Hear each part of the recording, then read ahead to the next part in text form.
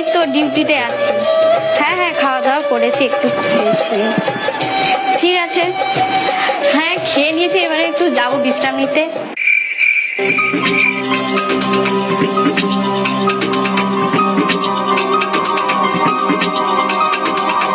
হ্যাঁ হ্যাঁ, খাওয়া দাওয়া হয়ে গেছে, এই তো বসছি একটু।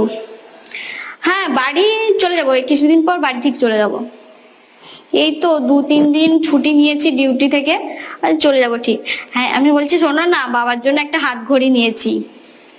হ্যাঁ হ্যাঁ, তোমরা আমার জন্য চিন্তা করো না, তোমরা ভালো থাকো আর আমিও ভালো আছি। ঠিক আছে, এখন না অনেক রাত হয়েছে, রাখছি।